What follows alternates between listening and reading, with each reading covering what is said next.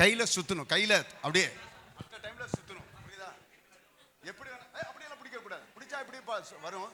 சுத்த முடியாது. கையில எல்லாம் சுத்தப்படணும். ஃப்ரண்டா பேக்கா, up and down, front and back, left and right, எப்படி இந்த ரிப்பன் பன் இது வந்து ரோல் வந்து காலி ஆகணும். அவ்வளவும் கையில சுத்தப்படணும். கையில அப்படிதான் அப்படிதான். சரிதானா? ரைட். கையில சுத்தப்படணும். சரிதானா? 1 2 3.